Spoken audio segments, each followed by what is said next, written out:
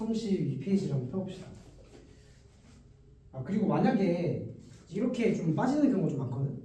그럼 이게 생각보다 이게 안 오는 건지 무슨 일이 있는 건지 파악하기 생각보다 쉽지가 않아.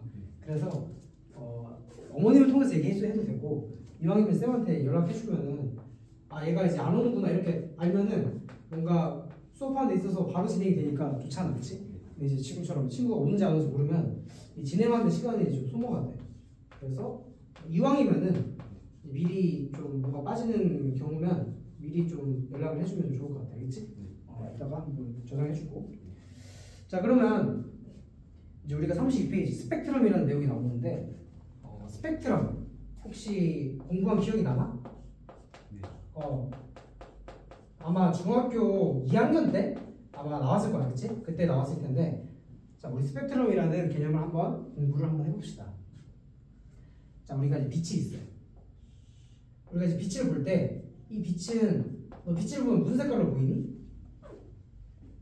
안 보이지. 흰색으로 보이지 않아? 그치. 그치? 안 보여? 왜 안 보여? 그러니까 흰색으로 보이지? 그치? 물론 이제 우리가 빛 중에서 안 보이는 영역도 있어. 너가 말한 것처럼 다 보이는 건 아니야. 우리 눈에 보이는 영역이 가시광선이지, 그치? 물론 너가 말한 것처럼 안 보이는 영역도 있어. 당연한 건데. 자, 그래서 아무튼 우리 눈에 보이는 영역은 쉽게 말해서 빨간색부터 보라색까지 해당하는 영역이고, 얘를 다 합치면 흰색으로 뭐 보이게 될 거야. 자, 그래서 자, 요 놈을 내가 분광기라는 이런 유리로 된 분광기에 통과를 한번 시켜볼게. 이거 분광기. 혹시 너 수영 해봤나? 수영하면 앞으로 나가기가 쉽니 어렵니? 어렵지, 그치? 자, 빛도, 자, 심지어 이 분광기는 고체다. 액체보다 고체를 지나가는 게 더 힘들어. 그치? 땅을 파고 간다고 생각해봐. 힘들잖아. 빛도 이렇게 고체 물질을 만나면 속도가 느려지게 돼. 자, 그래서 이 빨간색부터 보라색까지 해당하는 이 빛이 속도가 지금은 똑같아. 이 공기 중에서는. 근데 이 분광기에 들어가게 되면은 속도가 다 틀려져. 속도가 다 틀려진다는 것은 이 빛의 경로가 다 달라지게 돼. 그래서 자, 아무튼 이제 빛의 경로가 달라지면서 다 꺾이게 되었어. 자, 그래서 빨간색부터 그 다음에 보라색까지 이 빛이 전체적으로 나누어지게 돼. 자, 그러면 내가 만약에 요 나누어진 빛을 관찰했어. 띠의 형태로. 자, 그러면 이 띠가 굉장히 연속적으로 나오겠지. 빨간색부터 보라색까지 다 보일 테니까. 이렇게 연속적으로 나오는 스펙트럼을 우리가 뭐라고 하냐면 연속 스펙트럼이라고 해요.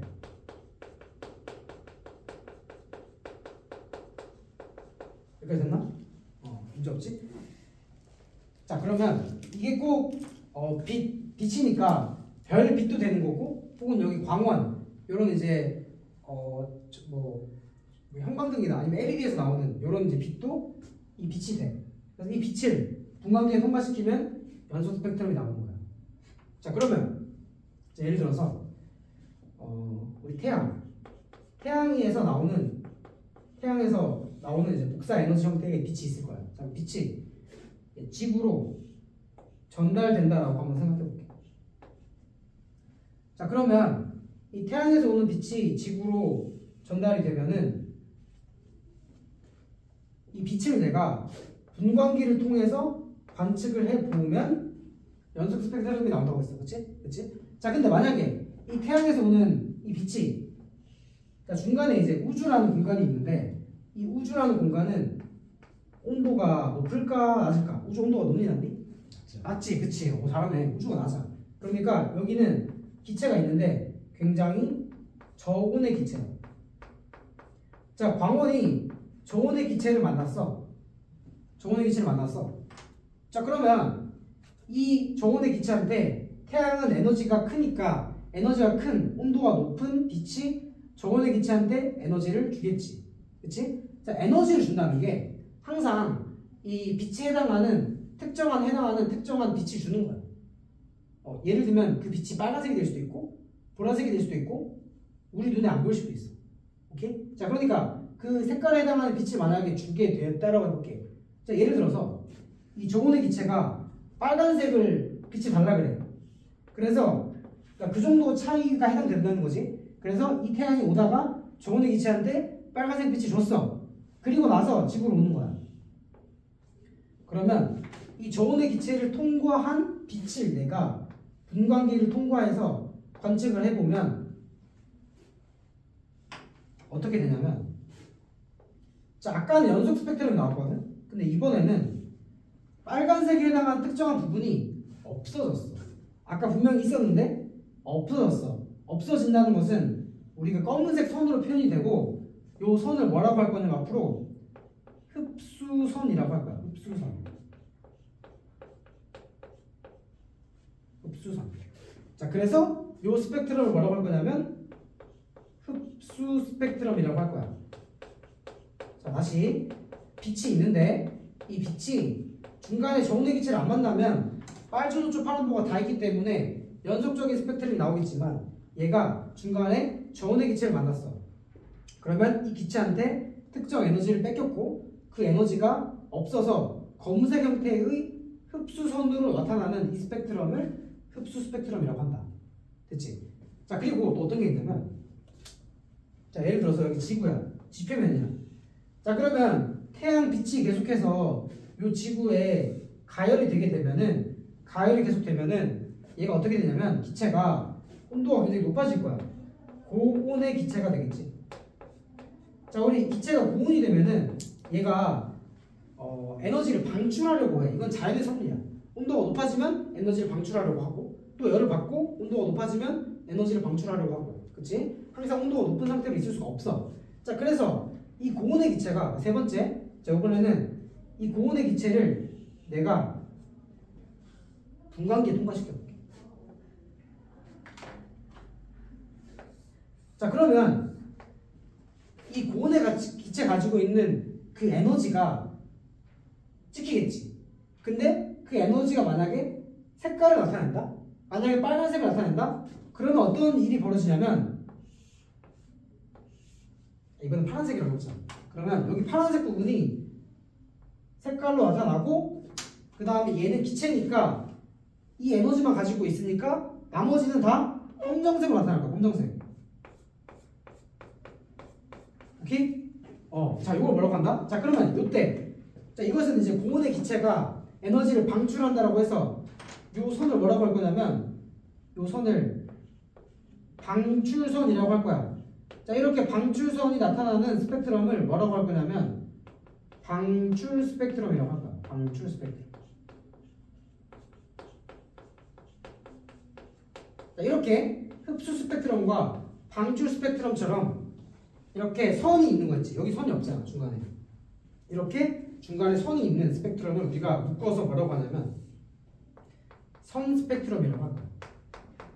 그러니까 우리가 이제 크게 어떻게 나눌 수가 있느냐? 크게 연속 스펙트럼과 그 다음에 선 스펙트럼이 있다, 이렇게 얘기를 할 수가 있고, 선 스펙트럼은 크게 흡수 스펙트럼과 방출 스펙트럼이 있다, 이렇게 얘기를 할 수가 있는 거지. 그리고 흡수 스펙트럼은 이 태양에서 혹은 뭐 별빛 혹은 뭐 광원에서의 빛이 저온의 기체를 통과한 경우에 나타나고, 그 다음에 고온의 기체가 에너지를 방출하는 경우에 나타나는 스펙트럼이 방출 스펙트럼이다.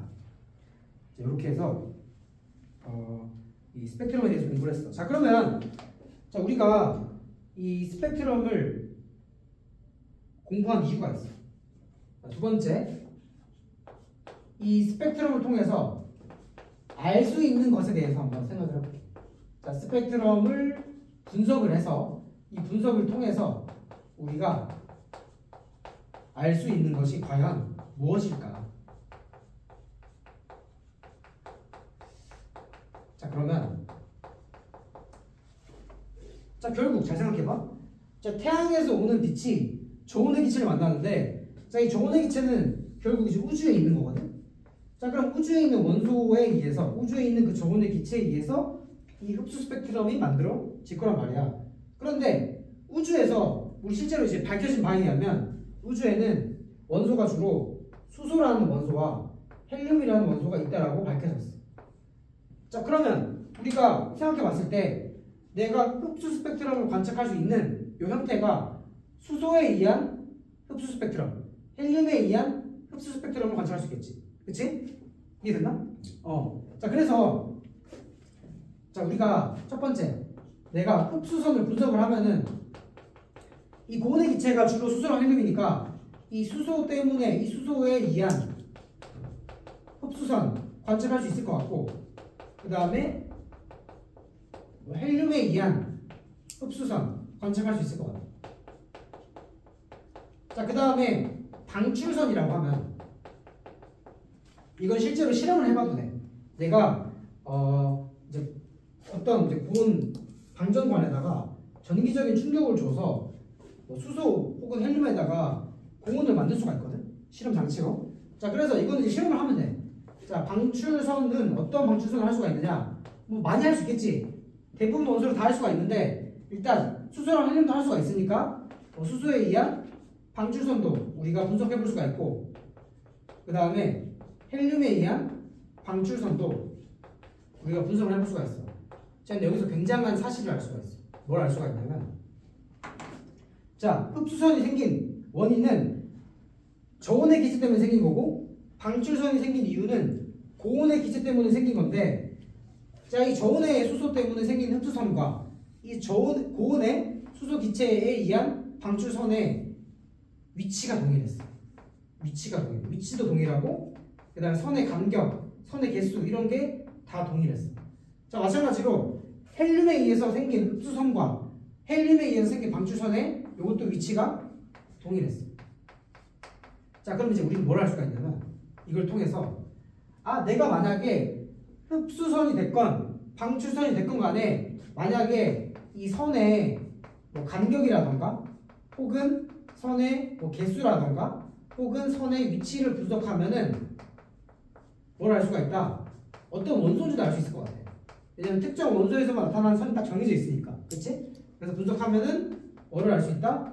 원소의 종류를 알 수가 있다. 자, 이걸 알 수가 있고, 자, 하나 더. 자, 만약에 우주에 수소가 엄청 많아. 그러면 이 수소에 의한 흡수 스펙트럼의 선이 엄청 두껍게 나타나. 이런 식으로. 자, 만약에 헬륨에 의한 방출선이, 헬륨에 의한 흡수선이 만약에 헬륨이 많아. 그러면 이 선이 두껍게 나타나. 자, 그러니까 이번에는 또 뭘 할 수가 있냐면 선에 만약에 내가 두께를 분석하면 특정 원소의, 예를 들어서 수소랑 헬륨이랑 비교해 볼 수 있잖아. 두께를 비교해 보면 수소가 좀 더 많네? 아니야, 헬륨이 더 많네? 라고 알 수가 있는 거야. 선의 두께를 분석하면 두께를 통해 이 질량을 알 수는 없어. 왜냐면 우리가 우주의 질량이 얼마나 있는지 어떻게 알겠어, 그치? 하지만 원소의 질량비 정도는 알 수가 있다. 수소가 더 많은지 헬륨이 더 많은지. 자, 이런 것들을 알 수가 있어서 굉장히 유익하다는 거야. 자, 그러면 자, 역으로 볼게. 자, 그러면 처음에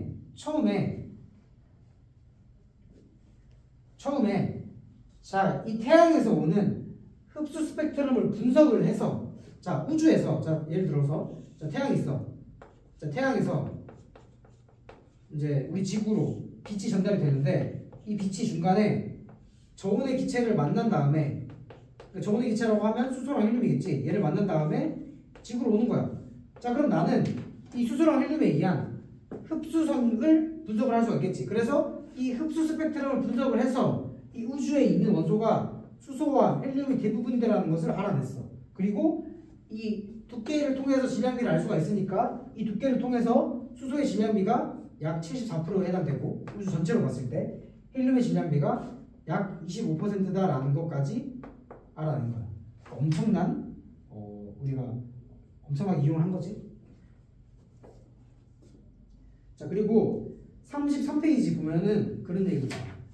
자, 우리가 태양에서 오는 스펙트럼을 분석해봐. 자, 그런데 이 태양에서 빛이 오는데 중간에 이 태양의 대기를 지나기도 해. 자, 그러면 이 태양의 대기에 의한 이런 흡수선도 우리가 관측이 된단 말이야. 그래서 여기 보면은 이 태양의 흡수 스펙트럼에 흡수선이 굉장히 많아.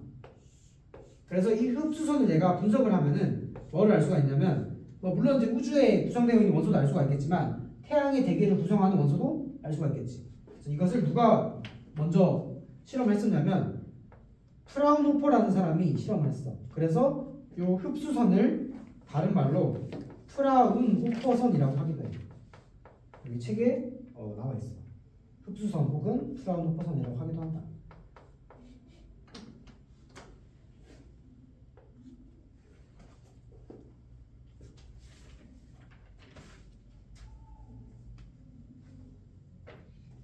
자, 그러면 35페이지 넘어가 보자. 자, 이번에는 빅뱅 우주론에 대해서 공부를 할 건데, 혹시 이거 7단원에 나오는데 잠깐 본 적 있니? 이번 7단원에 나오지 않나? 저희는 시험 문제 아니었어? 자, 일단 빅뱅 우주론이 뭐냐면 어떠한 점에서 한 점이 있어. 이 점의 특징은 굉장히 고온이고 굉장히 밀집된 부부가 높은 고밀도의 지점이었어. 여기에서 뭐가 일어났냐면 터졌어. 자, 터지면서 잘 생각해봐. 터지면 빵 하고 팽창되겠지? 그치? 그렇게 해서 어떻게 됐다? 우주가 팽창을 하게 되었다. 그런 이야기고, 자, 그랬을 때 우주가 팽창할 때, 자, 여기 안에 물질이 뭐 한 3개 있다고 볼게. 이렇게 얘기를 해볼게. 자, 그러면 이제 우주가 팽창함에 따라서 이 물질은 새로 만들어지진 않는데 부피가 커지니까 얘네들 사이에 이제 거리가 멀어진다. 이렇게 얘기를 하는 거야. 자, 그래서 특징 한번 볼게. 자, 첫 번째, 일단 부피는 어떻게 되냐면 부피는 커져. 부피는 증가해. 그 다음 물론 이제 질량이 조금 바뀌기도 하거든. 근데 이 전체 우주 질량으로 대비했을 때는 그런 변화들이 거의 안 일어나는 걸로 볼 수가 있어. 그래서 사실상 질량은 어떻다? 질량은 일정하다. 자, 질량은 일정한데 부피가 증가해. 그러면 밀도는 어떻게 되겠어?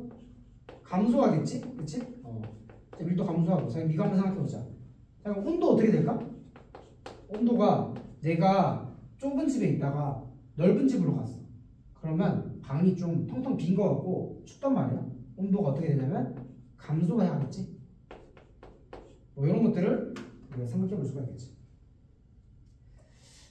자, 그러면 이 빅뱅 우주론을 만들게 된 결정적인 요인, 그러니까 우주가 팽창한다라는 것을 이제 밝힌 사람이 있었어. 간단하게 볼게. 자, 누가 밝혔냐면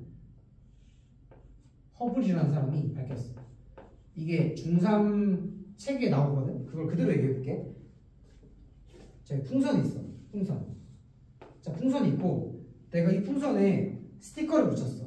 여기 스티커 A, 그다음 여기 스티커 B, 여기 스티커 C, 이렇게 3개를 붙이고, 자, 간격을 보니까 A랑 B는 3cm였어. 그 다음에 B랑 C는 4cm였어. 그 다음에 A랑 C는 5cm인 이런 간격으로 내가 스티커를 붙인 그런 상황이야. 자, 내가 이제 풍선을 호흡 불 거야. 그러면 풍선이 당연히 커지겠지? 이렇게 커졌어. 자, 커지면 이 간격도 일정하게 커지겠지? 자, 그래서 만약에 이 간격이 A랑 B 간격이 9cm가 되었어. 자, 그러면 B랑 C는 3배니까 여기는 몇 cm가 되겠어? 12cm가 되겠지. 그치? 이해되나? 자, 그래서 이 실제로 이게 뭐냐면 이 스티커를 붙였지만 실제로 이 허블은 이걸 은하라고 얘기했어. 은하.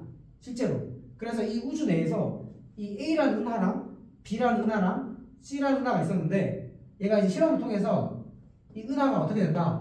서로 멀어진다라는 것을 발견했어. 은하가 서로 멀어져. 자, 은하가 서로 멀어진대. 그럼 이거 해석하려면 어떻게 하겠어?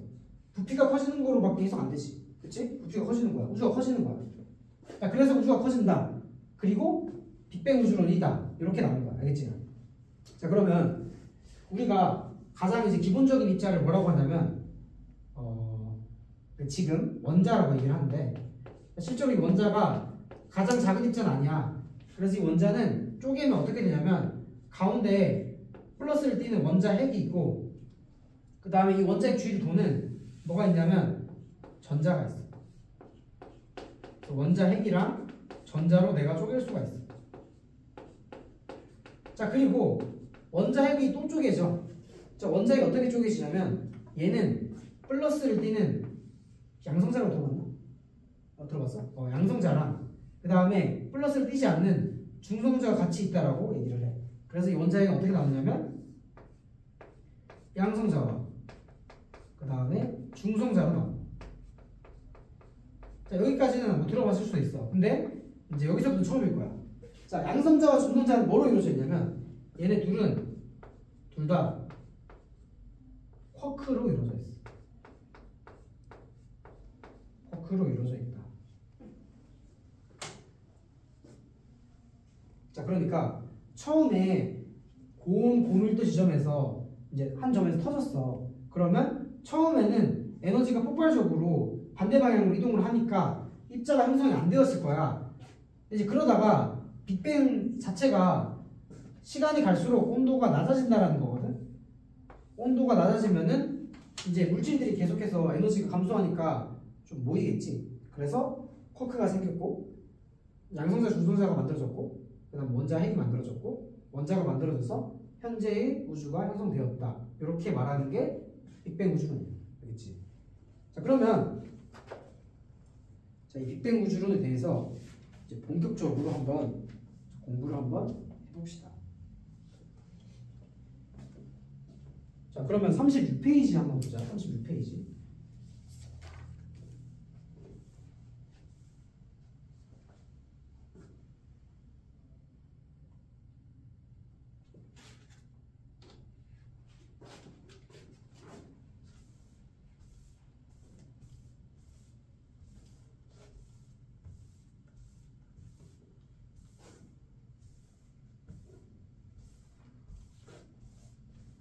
자, 이제 빅뱅 우주론의 과정에 대해서 볼 거야.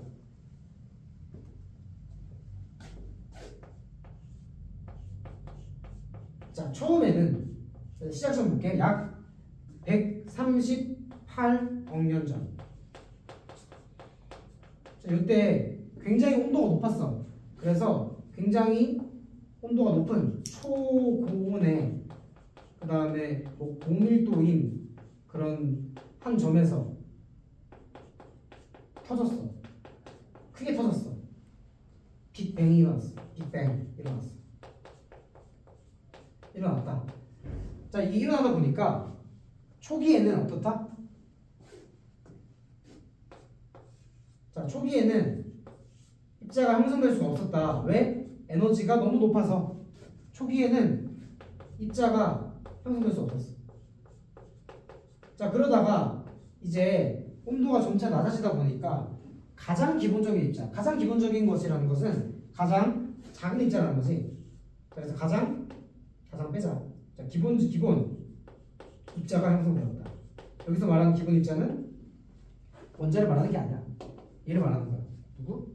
쿼크, 전자. 자, 전자도 더 이상 안 쪼개지고 쿼크도 더 이상 안 쪼개져. 그래서 가장 작은 입자라고 볼 수가 있어. 얘랑 얘는 종류가 좀 틀려.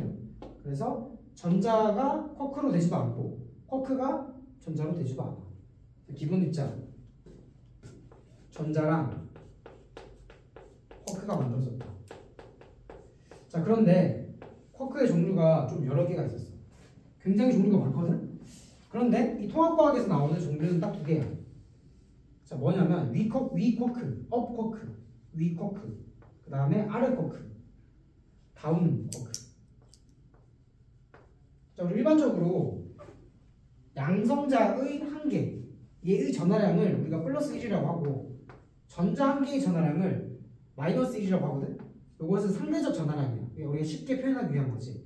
자, 이 상대적 전하량으로 대비해서 봤을 때 업 쿼크는 얘는 전하량이 몇이냐면 플러스 3분의 2를 띄어. 3분의 2. 그 다음에 다운 쿼크는 마이너스 3분의 2를 가지고 있어.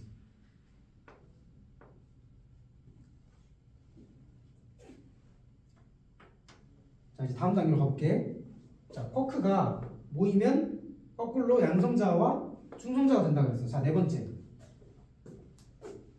이번에는 이제 쿼크가 3개씩 모일 거야.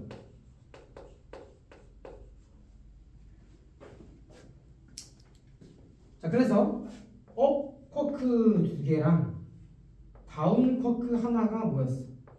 자, 업 2개 하면 3분의 4가 되고 그 다음에 다운 하나면 마이너스 3분의 1이니까 요거 합치면 플러스 1이 돼. 자, 플러스 1이라는 것은 양성자가 됐다는 얘기지. 양성자. 요 놈이 양성자가 된 거야.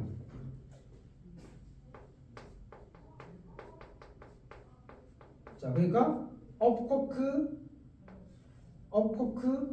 다운 커크 이런 식으로 생긴 거고. 자, 그 다음에 업 하나에다가 다운 두 개가 만나게 되었어.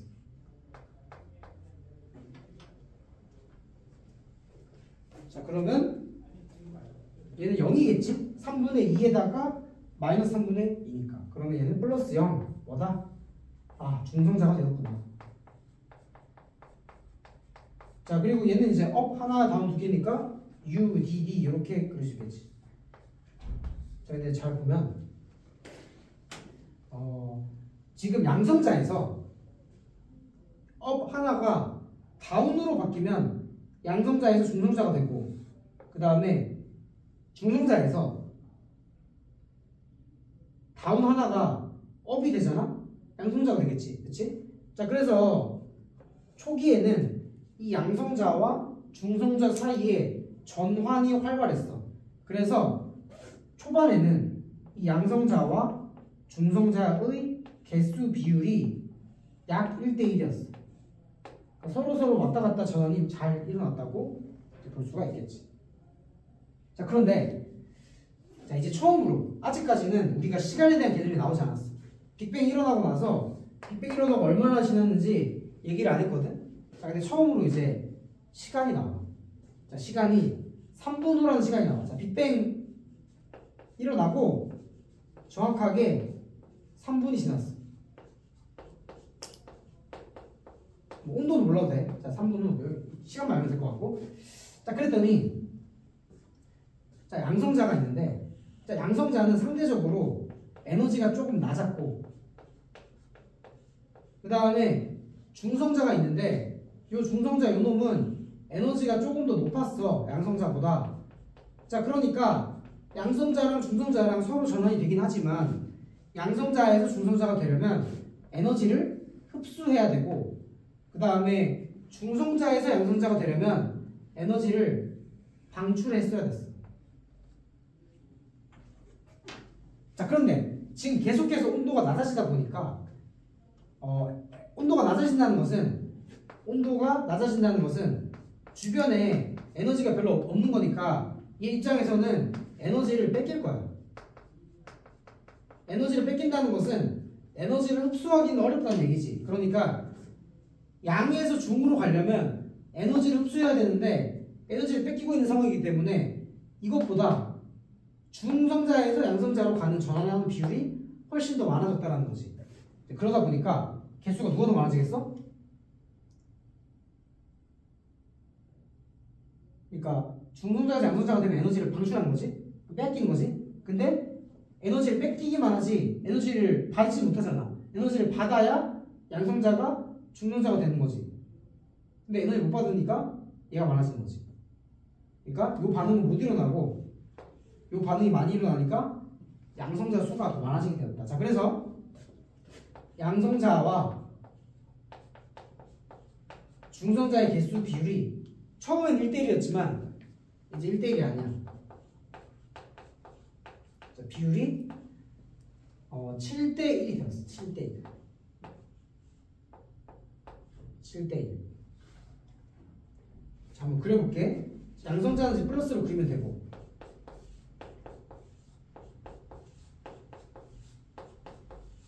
자, 중성자는 하나, 그냥 전화 없는 거. 자, 하나만 더 그려볼게. 자, 그럼 양성자가 총 14개 있는 거고, 중성자가 2개 있는 거야. 자, 그런데 어떤 게 있냐면, 자, 이 양성자라는 놈과 이 중성자라는 놈과 굉장히 강한 핵력이 작용해. 그러니까 양성자랑 중성자가 서로 끌어당기는 강한 힘이 있어. 알겠지? 자, 그러면 지금 이 양성자랑 중성자가 만들어졌는데 얘네가 이제 온도가 낮아지면서 모일 거 아니야?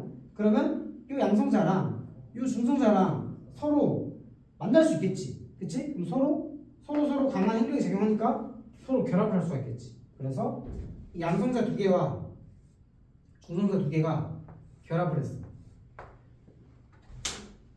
자, 양성자 두 개와 중성자 두 개가 결합을 해서 자, 그러면 지금 요건데 지금 중심부에 양성자가 두 개거든? 우리 양성자의 개수가 원자 번호야. 이 원자 번호 몇 번이지? 이 양성자가 지금까지 이해 안 되고 있나? 이게 듣고 있어? 자, 예를 들어서 우리 그 주기율표에서 수소가 1번이거든? 그치? 맨 첫 번째 들어본 적 있나? 있어? 수소가 1번. 그 다음에 헬륨이야. 자, 그러면 이 수소 원자를 잘 보면은 중심에 양성자가 딱 하나 있어. 그리고 전자가 하나 있어. 여기에 수소 원자야. 헬륨 원자는 얘는 양성자가 두 개 있는데 이 양성자가 두 개끼리 서로 결합을 하면은 청력이 제거하잖아. 그래서 요 사이에 중성자가 붙어. 아까 양성자랑 중성자 사이에 굉장히 강한 핵력이 있어서 완충작용을 해줘. 자, 그러면 헬륨은 이 헬륨 원자핵에다가 전자가 두 개 있는 거야. 그러니까 헬륨 원자핵은 양성자 두 개, 중성자 두 개 있는 거지. 자, 그러면 이 결합했어. 양성자 두 개랑 중성자 두 개가 되었어. 그럼 이거 헬륨 원자핵이라고 할 수 있겠지? 그치? 헬륨 원자핵. 자, 그래서 뭐가 만들어지냐면 헬륨의 원자핵이 만들어지는 거야. 언제? 3분 후에. 자, 그리고 수소는 원자핵이 원래 양성자 한 개였어. 그러면 이 양성자 만들어졌을 때 요때 요게 수소 원자핵이라고 할 수 있겠지? 같은 얘기잖아. 수소 원자핵이 이미 만들어진 거야. 그러니까 요 놈이 수소 원자핵이야. 자, 개수 한번 세려볼게. 자, 지금 3분 후에 자, 수소 원자핵의 개수 지금 몇 개냐면 아까 지금 14개 그렸거든.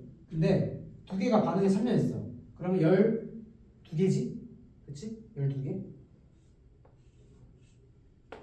자, 헬륨 원자핵은 지금 한 개 만들었어. 한 개. 여기 이제 개수 비율이야. 자, 그런데 자, 이번에는 질량 비율을 구하고 싶어. 자, 양성자랑 중성자랑 질량이 거의 비슷하거든. 그러면 그냥 하나 1이라고 잡을게. 그럼 얘는 양성자 하나니까 얘는 12라고 잡으면 될 것 같고, 헬륨 원자핵은 얘는 하나가 1이라고 잡으면 4개니까 4라고 할 수 있겠지. 자, 그러면 수소와 얘네들이 결국 이제 여기 있는 수소 원자핵이 나중에 수소 원자가 되고 여기 있는 헬륨 원자핵이 나중에 헬륨 원자가 되니까 결국 요때 보면은 이 수소 원자핵과 헬륨 원자핵의 질량비가 몇 대 몇이냐면 3대 1이 되는 거야. 아까 기억나니? 아까 우리 스펙트럼 분석할 때 수소가 74%, 헬륨이 25% 얘기했었지. 그치? 자, 이것을 감오프라는 사람이 얘기를 했는데 이게 증명이 된 거야. 그럼 뭔가 신빙성 있잖아. 그치? 요게 뭐냐면 이 지금 봤던 수소와 헬륨의 질량비가 이 빅뱅 우주론이 맞다라는 증거가 돼. 얘가 뭐냐면 첫 번째 증거가 돼. 이 빅뱅 우주론이 맞다라는 첫 번째 증거가 됩니다. 자, 그 다음에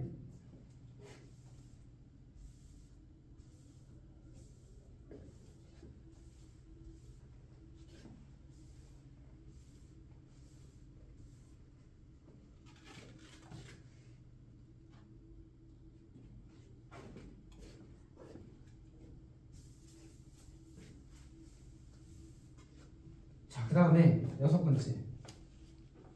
자, 요번에는 이제 빅뱅이 일어나고 약 이번에는 시간 외워야 돼. 약 38만 년 후가 지났어.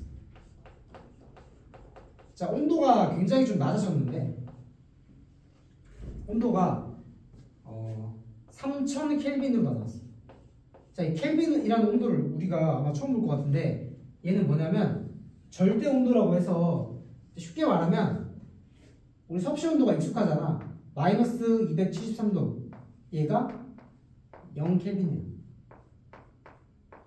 오케이? 자, 그러니까 3000 켈빈이면은 대략 여기다 3000 더하면 한 2700 몇 도거든? 뭐 대략 그 정도 된다고 생각하면 돼. 뭐 이게 엄청 뭐 이거 환산하는 게 막 중요한 건 아니니까. 중요한 건 아니지만 그래도 어느 정도 온도인지 좀 감을 잡으라는 의미에서 얘기를 한 거고, 뭐 켈빈을 섭씨 온도로 바꾸고 이런 거는 뭐 시험에 당연히 안 나와. 아무튼 온도가 대략 한 2800도 정도 되었다. 이렇게 낮아진 거야. 자, 아까 뭐가 만들어졌냐면 수소 원자핵 만들어졌고, 그 다음에 헬륨 원자핵 만들어졌어. 자, 이 수소 원자핵은 전자 한 개랑 만나서 이제 수소 원자가 된 거지. 중성 원자. 자, 그리고 마찬가지로 헬륨 원자핵도 이제 헬륨 원자핵은 전자 두 개랑 만나야겠지? 그치? 왜냐면 얘는 플러스 2니까. 그래서 얘는 전자 두 개랑 만나서 중성이 되었어. 뭐가 되었다? 헬륨 원자가 되었다. 자, 이렇게 이제 되었어. 자, 근데 이게 굉장히 큰 의미를 가지고 있어. 자, 어떤 거냐면, 자, 여기 기점이 지금 38만 년이야. 자, 여기 사이를 38만 년이라고 해볼게. 자, 이 38만 년을 기점으로 해서 빅뱅이 일어나고 38만 년을 기점으로 해서 그 전, 자, 전과 후가 굉장히 차이가 생겨. 자, 잘 생각해 볼게. 자, 전. 자, 예를 들어서 이제 빛이 있어. 근데 자, 우리가 이제 공부하지 않은 부분이 있긴 한데, 자, 이 빛이라는 놈은 전하를 띤 입자랑 충돌을 해. 알겠지? 자, 빛은 뭐 한다고? 전하를 띤 입자, 그러니까 뭐 전자라던가 혹은 뭐 플러스를 띠는 원자 핵이랑 막 충돌을 해. 빛이 우리랑 충돌하지 않는 이유는 우린 전자랑 원자 핵이 아니야, 그렇지? 우리는 이제 원자 상태로 있는 거잖아, 그렇지? 몸에. 자, 근데 이렇게 그 전하를 띤 입자 상태로 존재하면 빛이 막 충돌을 해.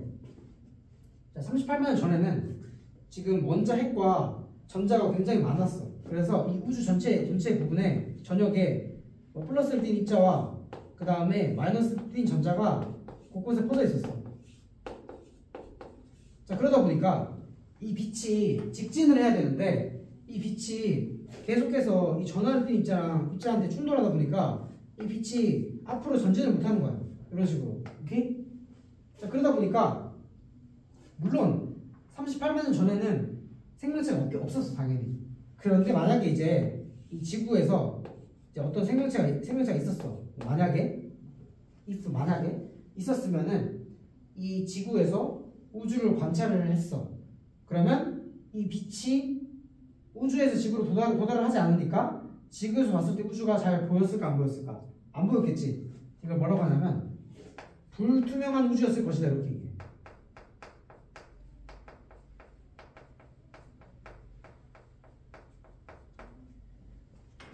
자, 그런데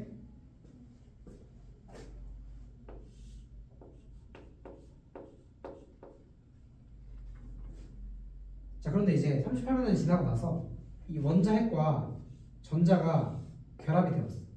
자, 그러면 이제는 중성을 띠거든. 중성을 띤 입자한테는 빛이 막 충돌하거나 그러지 않아. 빛이 퍼져나가, 파동처럼. 자, 그러니까 통과할 수가 있는 거야. 자, 그래서 우주에서 오는 빛이 통과하고, 그 다음에 지구에서 이제 빛을 흡수해. 혹은 뭐 반사가 되기도 하고. 그래서 다시 우주로 방출되기도 하겠지. 자, 그럼 지구에서 봤을 때 우주가 보이겠지? 그치? 자, 그래서 이 우주에 존재하는 요 빛을 뭐라고 하냐면 우주에 있는 빛, 우주 배경에 있는 빛.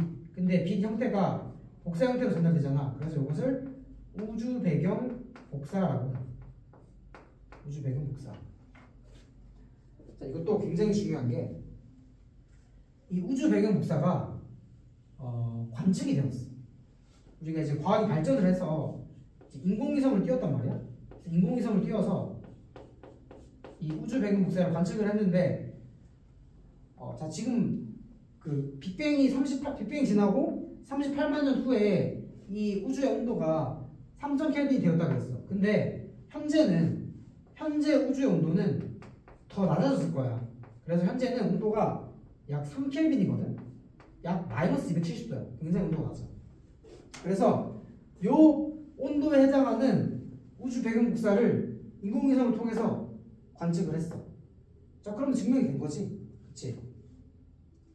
자, 그러니까 이 빅뱅 우주론이 맞다라는 두 번째 증거가 이거야. 우주 배경 복사. 이게 뭐다? 증거. 두 번째 증거다.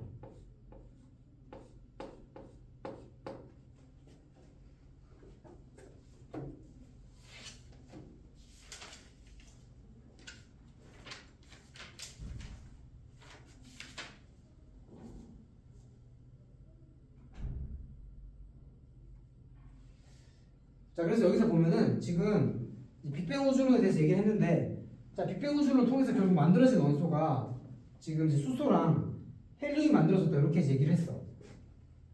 수소랑 헬륨. 자, 근데 우리 잘 생각해 보면 이 수소랑 헬륨 외에도 지금 지구에 무거운 원소들이 굉장히 많거든. 근데 이거 외에 이제 무거운 원소들이 어떻게 만들어졌는지 얘기를 해줘야 돼. 그래서 이걸 어떻게 설명을 하냐면, 자, 수소랑 헬륨이 만들어진 걸 처음에 이제 빅뱅으로 얘기를 해. 자, 그 다음에 이 빅뱅이 일어나고 얼마나 지났냐면 약 이제 한 5억 년이 지났어. 요 후부터 뭐가 만들어지냐면 별이 만들어져, 별. 그래서 별이 만들어지면서 이 별의 탄생 과정을 통해서 무거운 원소들이 만들어지게 돼. 그래서 요거에 대해서 이제 이따가 할 거야. 자, 그러면 조금 쉬었다 가자. 질문 있니? 없어? 할만해? 어때? 진짜로? 쉽진 않나? 쉽진 않나? 괜찮아? 안 들어도 돼?